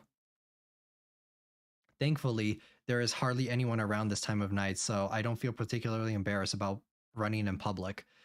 I'm not a terribly fit person, so it isn't long before I feel out of breath. I come to a stop at the end of the street, heaving and clutching my chest. Okay. I'm okay. Deep breaths. Hey, yo. Give him a piece of your mind, yeah. After taking a moment to collect myself, I start back up, walking briskly this time. I can see the maid cafe's illuminated sign ahead of me. I approach the entrance and head to the neon board. Chateau de Cristal, welcome home master. Drinks from just 400 yen. Table charge 500 yen per person. Open till 10 p.m. every night. I pass the sign and reach for the door handle just as somebody hurriedly throws the door open and emerges. Noriko? Aoi, told you I'd be here. I'm really glad to see you. Hey, this is the first time we've actually seen her, not on call. Aoi gives me a brief wave. She fidgets nervously and straightens the ruffles in her dress. I can't believe you have to wear this ridiculous outfit. Yeah, but the costume isn't the worst part of the job. I know. Listen, is your manager still here? Aoi hesitates, then shakes her head sadly. You just missed him. There are only a few girls inside closing up. Damn it. Ugh, I really What if wanted the to give manager him is my Koji, mind. the Koji guy? Noriko, it's fine. I can continue working here. It's not No, so bad. girl, no. Hell no! Don't even pretend it's okay. This place is torturing you. You have that customer that always gropes you, and now your manager is controlling you? I won't stand for it, and you shouldn't either. But what can I do? I'm honestly stumped by the question, and all my hastiness to get here, I never even thought through a plan for Aoi. Damn it, the heartbreaking expression on her face. I just want to grab her, hug her, and tell her everything's going to be okay. So why can't I? Aoi, I know you don't feel like it, but you're the strongest girl I know. All the shit you've dealt with over the years, all the shit you're still dealing with, you're brave, whether you know it or not. My issues pale in comparison to yours, but you still get up each and every day and do your best. I'm proud of you, and I want to make things easier for you. Come work with me at Temujin. Just leave this place behind. Forget all about it. Noriko. You're my best friend. You always She's being will more be. honest, I guess. Even if we can't be anything more than that, I'm happy just having you in my life. I'd do anything for you, Aoi. Of course. I know. Thank you, Noriko. Let's get out of here. It's really late. Come back to Be my more than place. friends, though? Hey, yo. You know I can't. All my things are at home, and I need to check everything first. Otherwise... Oh, what? Yeah, more than friends. I can't push her too much. Don't worry. I get it. And the thing is, I can't just run away from this place. Why not?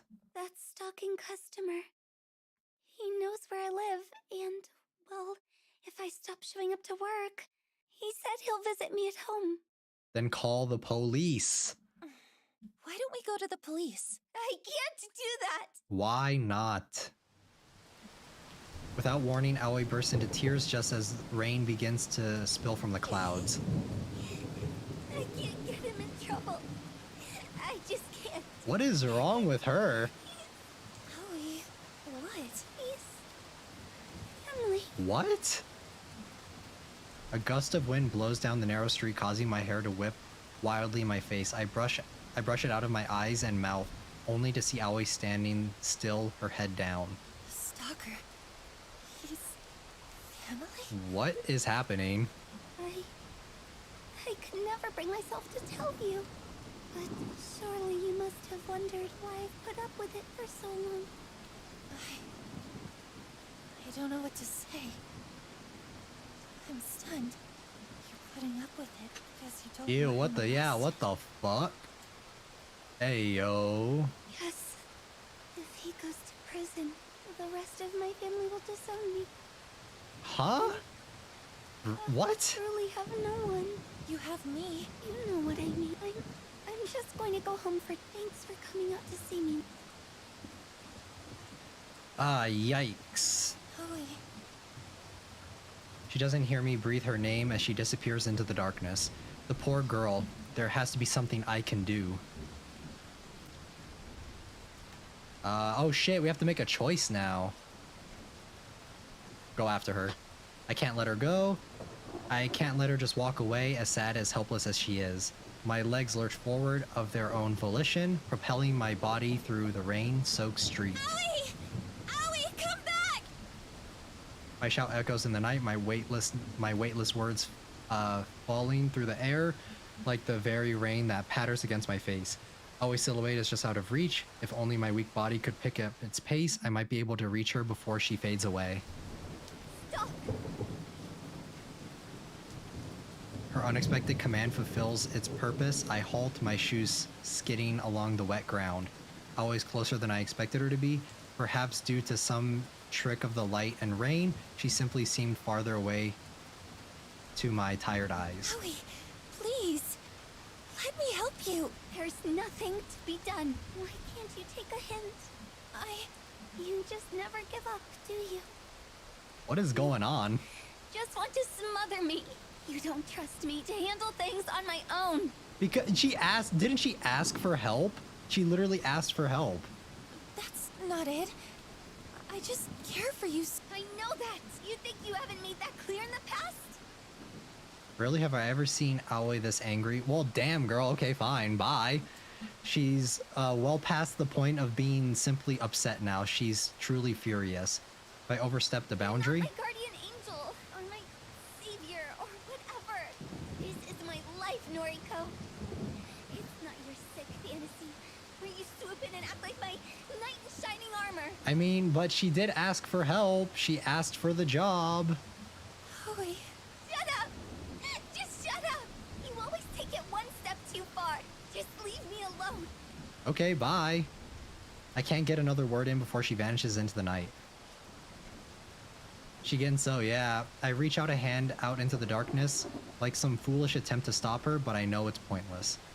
She made her thoughts perfectly clear. She doesn't need or want my help. I mean, she wanted it earlier, but now she doesn't. Even if she cares for me, she doesn't love me in the same way I love her, and I don't think she ever will. Oh, it's like that. Oh. I sigh and look up at the thick cloak of clouds above. The rain continues to fall. Or.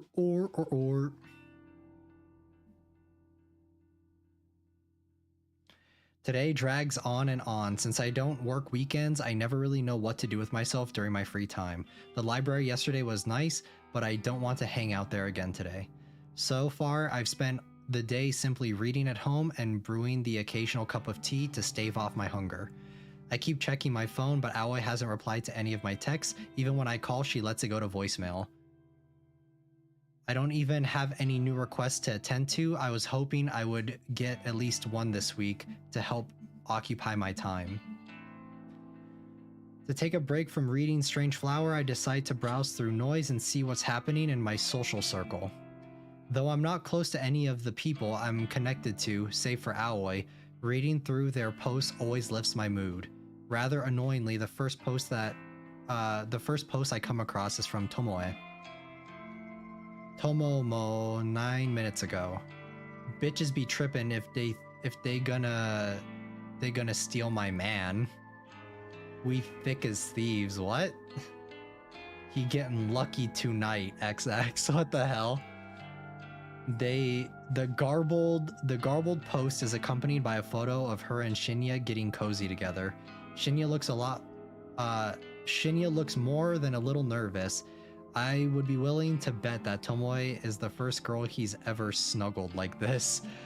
I can't quite figure out why she's so interested in him, or why he's so into her, for that matter. At first I thought Tomoe was just trying to bug me, to annoy me, by pursuing someone she thought I wanted. But surely this is taking it too far, right?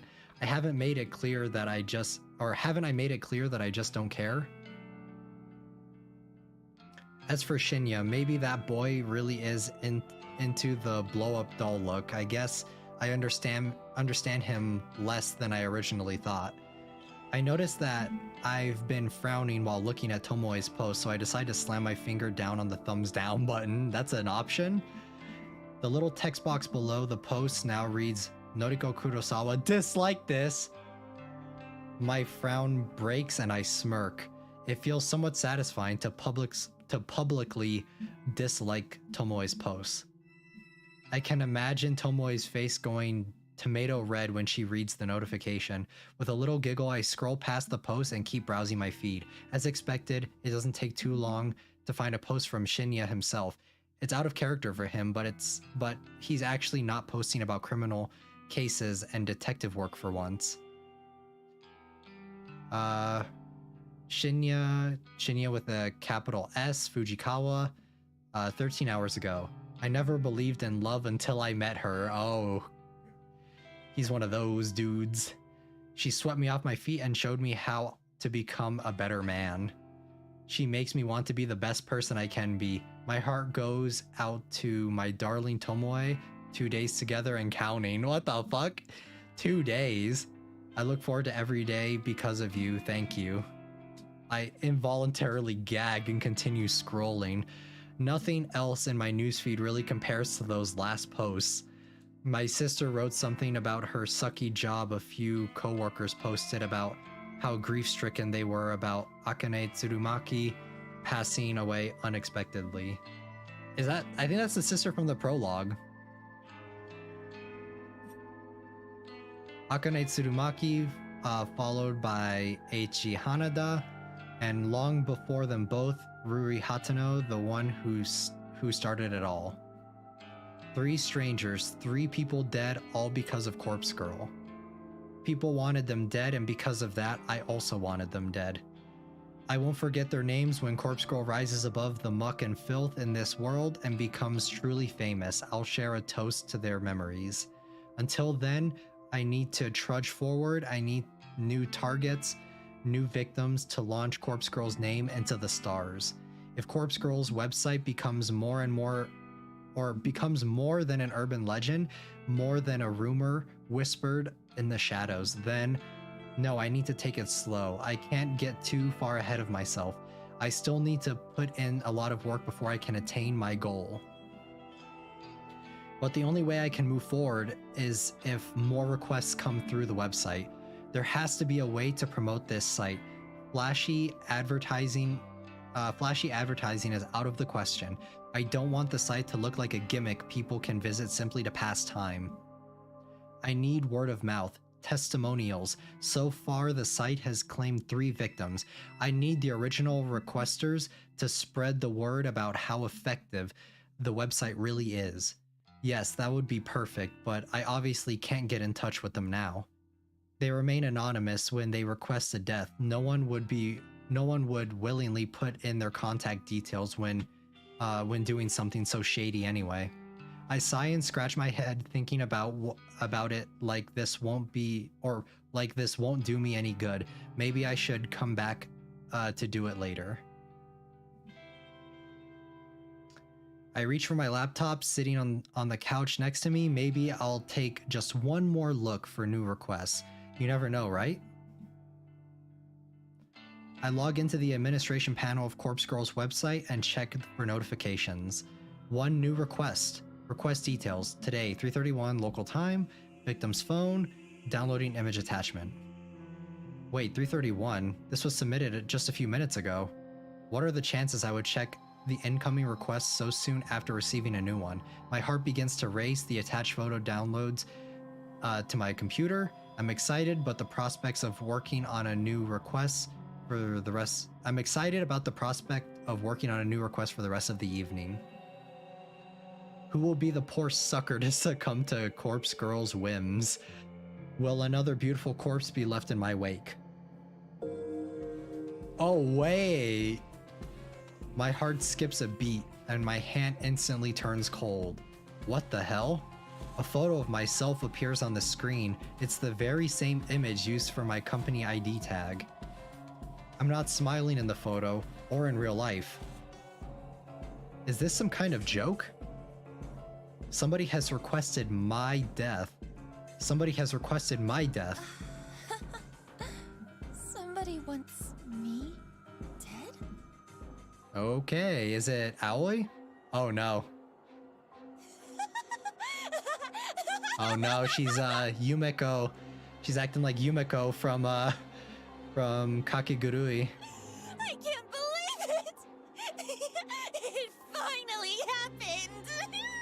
I know exactly who requested my Tomoe! That stupid, vapid bitch! Oh my goodness.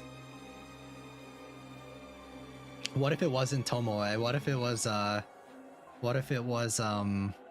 Aoi?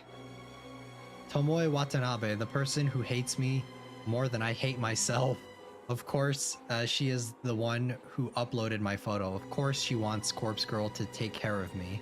She's been looking for somebody to test the website on. Her noise post from the start of the week confirms that. And now she's been getting increasingly obsessed with tormenting me lately. I'm willing to bet that when I disliked her latest post, it finally triggered her to request my death. Tomoe, you brainless whore! I am Corpse Girl! In a fit of manic laughter, I set to work my dismembering, or in a fit of manic laughter, I set to work dismembering my photo. I'm going to make my corpse look so realistic that she'll think she really succeeded in getting me killed. And then when her guard is down...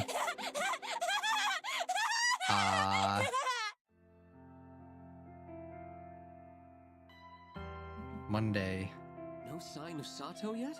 I wonder if she got held up. It's not exactly professional to be late on your first day of work. Oh. I grind my teeth and hope that Shinya can't sense my anxiety. She'll be here. I don't believe the bitter words that tumble out of my mouth. I send another message to Aoi's seemingly abandoned phone, not really expecting a reply. Actually, she's not the only one absent. Oh. Tomoe isn't here either. She doesn't need to, or he doesn't need to tell me that. I've been watching her desk like a hawk ever since I came in this morning. There's a small surprise waiting for her in her top desk drawer, courtesy of yours truly. I've been eagerly anticipating her arrival for an hour now. She had a late night last night, so I wonder if she woke up on time. I taste something foul in my mouth. I don't really need Shinya's recap of his night with Tomoe. Don't you have work to do? Of course, I need to. His vocalized thoughts trail off as he wanders away. I return my focus to my keyboard in front of me as I type. Letters scroll across my screen seemingly slower than usual. No, Aoi, no, Tomoe. The static drone of the office environment is just as loud as ever, but without those two here, something feels off. Aoi shouldn't be missing her first day of work. I mean, she straight up said that she wasn't gonna come. And say what you want about Tomoe, at the very least, she's punctual. For her to be this late is very unusual. Kurosawa, a word, if you please. A soft but sharp voice snaps me out of my thoughts. I look up to find a middle-aged woman standing over me, one hand beckoning in an intimidating fashion. Kotomi Ida, an executive who oversees a lot of the juniors on this floor. I deal with her a few times a week. She's a serious and critical person, but I've seen a warmer side of her when she chats with colleagues of her own level. Miss Ida, did you need something? Please, come with me. Oh boy.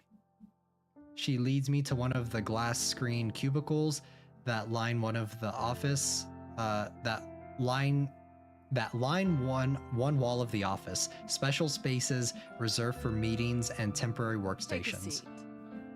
I follow her instructions, sitting down on one of the bright and colorful plastic chairs that fills the small A enclosure. new employee was supposed to start work today. Sato, an acquaintance of yours, if I'm not mistaken. That's right.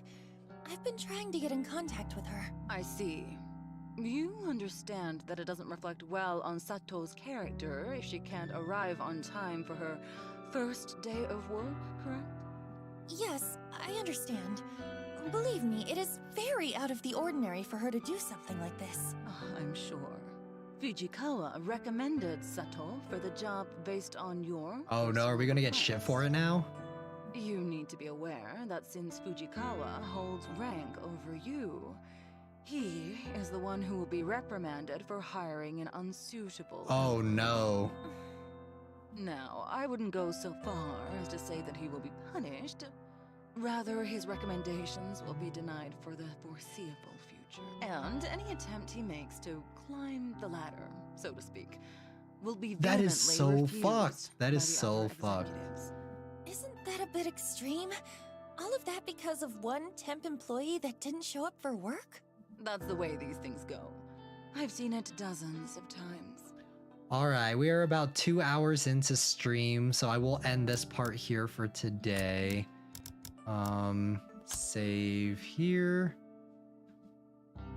Okay, so yeah, I'm actually gonna exit out to the menu as well.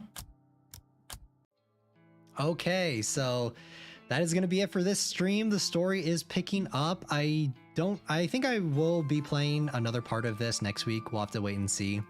So that's gonna be it. Thank you to everyone that showed up for chat, and thank you, Leah, for modding today. I really appreciate it. So that's gonna be it for this one. Remember, watching this VODed, thank you very much. I really appreciate it. And as I say in the end of all my videos, like, comment, subscribe. I will see you guys in the next stream or upload. Jana.